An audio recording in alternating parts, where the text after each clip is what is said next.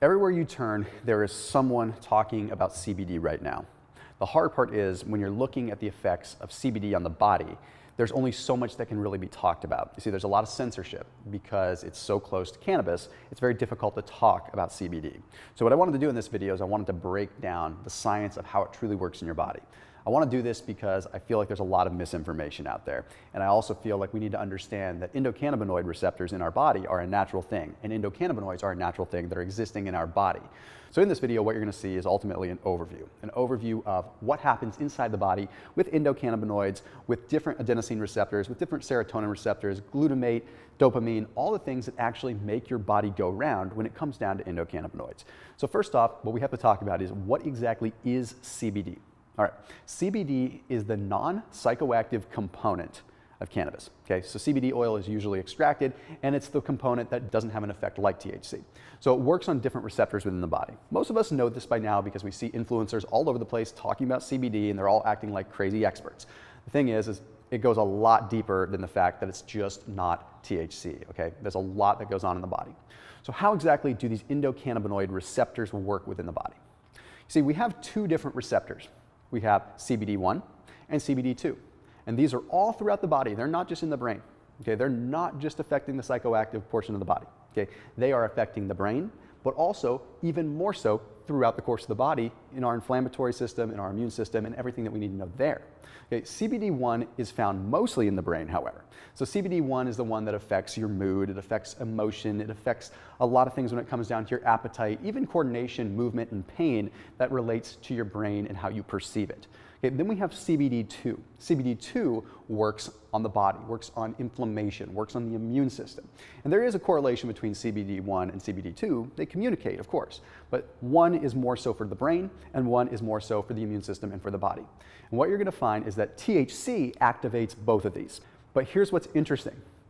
Do not believe all of the marketing that says that CBD oil only affects CBD2 receptors.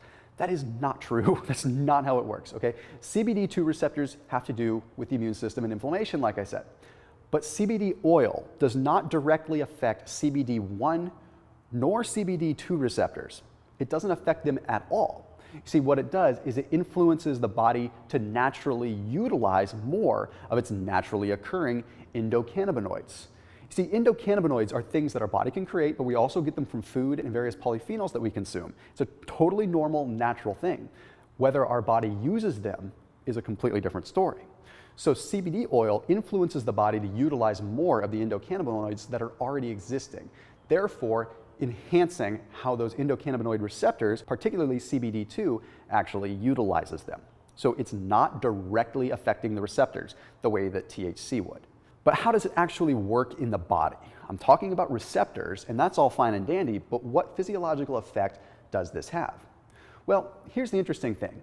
Even though you have a natural utilization of these endocannabinoids, it doesn't necessarily mean that the endocannabinoids are the end-all be-all.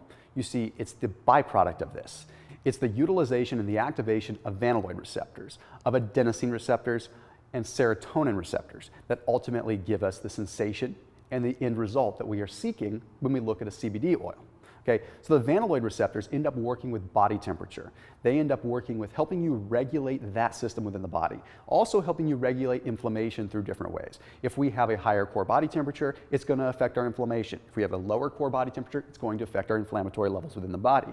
So these vanilloid receptors play a key role, and they are directly correlated with the endocannabinoid receptors. But here's the really interesting one, adenosine. How many of you have ever had a cup of coffee? Or how many of you have ever had caffeine at some point in your life? Chances are you have. So you know that excited, excitatory feeling that you get.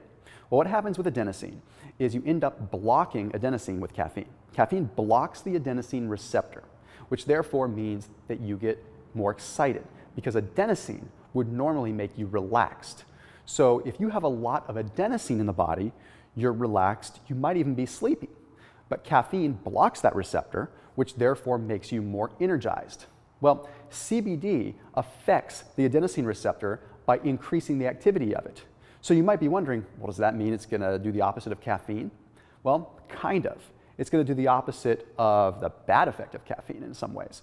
You see, when we actually have caffeine, we are basically blocking that adenosine receptor and therefore triggering a secondary response. We're triggering a secondary response of excitatory catecholamines. What that means is adrenaline, noradrenaline, epinephrine, all of the catecholamines that cause us to have this heightened sense of awareness and alertness. That is what's giving us the energy. It's not specifically the blocking of adenosine. So when we do allow adenosine, we don't have the opposite of epinephrine or adrenaline. There really isn't an opposite of it. It's either just on or off. You don't go fully polar opposite with it. So basically, you're slowing down the epinephrine, you're slowing down the adrenaline, and allowing your body to relax. So it's not like you're going to have the negative effect where you're super, super sleepy. You're just getting a calming effect, which is why so many people like utilizing CBD oil. They just end up getting confused as to why it's actually doing it. Then we have to talk about dopamine receptors. Dopamine's a simple one. Dopamine is the reward system within the brain. So by activating dopamine, it ends up allowing us to feel better all the time. But it allows us to naturally utilize dopamine. We're not taking exogenous dopamine. We're not taking drugs. We're not taking recreational drugs, things that are actually causing us to have more dopamine. We're naturally increasing the body's utilization of existing dopamine by enhancing the receptor sensitivity. Okay, and in that same vein, we also talk about glutamate. You see, glutamate is something that is excitatory. Glutamate actually triggers energy, but too much of it is a bad thing. Too much glutamate can lead to a seizure, can lead to all kinds of bad things. Glutamate is not what we want a lot of. However, the right amount of it can trigger energy in the right places.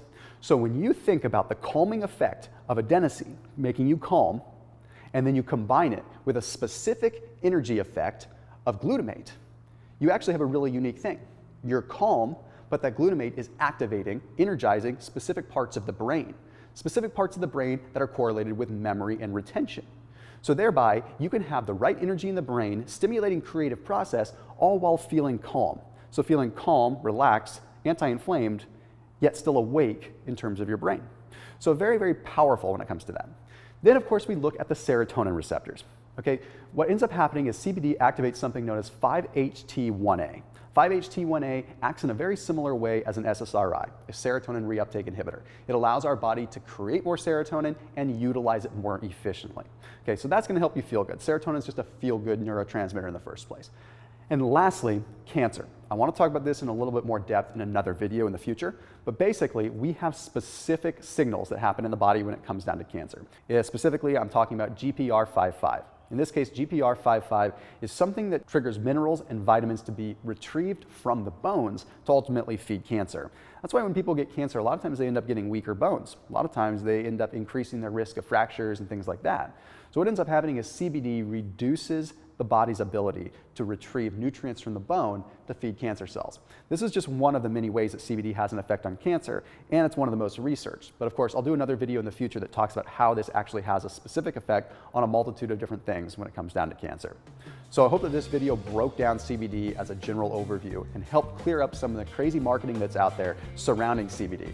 I can totally understand why Facebook, why YouTube, why so many different media properties and media buying properties have made it so difficult to advertise. And that has to do with the fact that people are really utilizing CBD in the wrong way and they're marketing it poorly and they're flat out lying. So this video is just a general overview to help you understand what happens in the body and why it does so. As always, keep it locked in here on my channel. If you have ideas for future videos, let me know in the comment section. I'll see you soon.